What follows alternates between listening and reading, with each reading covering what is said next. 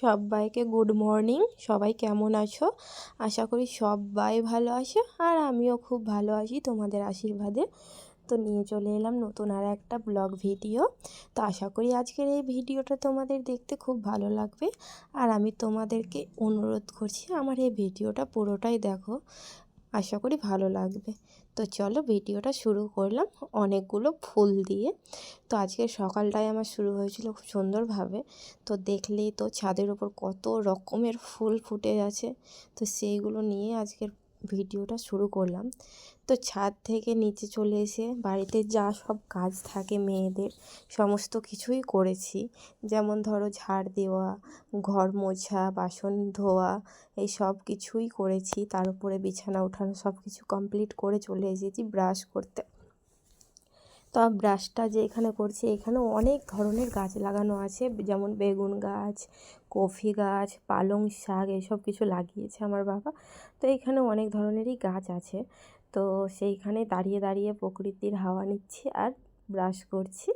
তো আজকের এই সকালটা আমার খুব সুন্দর কেটেছে, সেটাই একটু তোমাদের সাথে শেয়ার করে দিলাম। আর আমার যদি এই ভিডিওগুলো ভালো লাগে তো একটা লাইক করে আমার চ্যানেলটাকে সাবস্ক্রাইব করে আমার পাশে থাকবেন। আর এই রকম ভিডিও আমি আরও তোমাদের সাথে শেয়ার করব।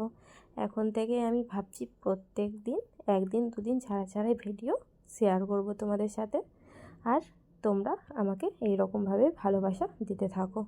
তো আমার ব্রাশ কমপ্লিট করা হয়ে গেছে, তারপরে চলে এসেছি চা খাওয়ার জন্য। তো এই যে দেখো এখানে আমি চা নিয়ে বসে পড়েছি।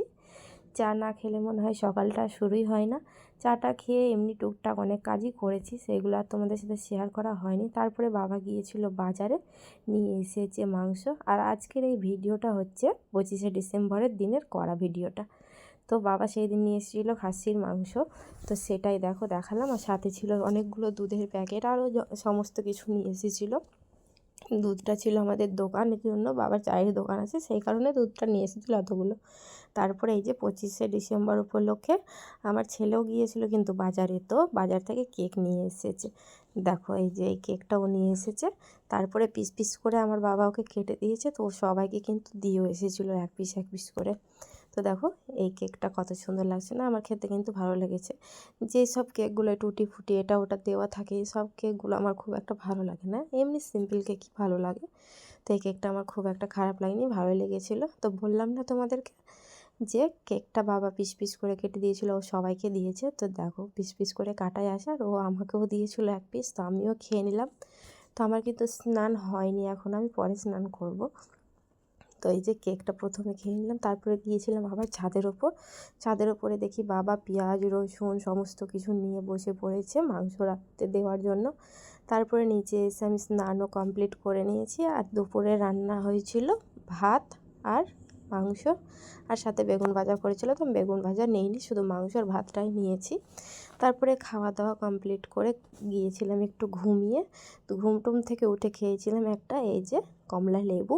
তারপরে উঠেছিলাম ছাদে, জামা কাপড় ছিল সেইগুলোই তুলবো বলে, কারণ এখন তো শীতের দিন, বুঝতেই পারছি একটুতেই জামা কাপড় ঠান্ডা হয়ে যায়, সেই কারণে ভাবলাম চলো আগে ছাদ থেকে জামা কাপড়গুলো নামিয়ে নিই।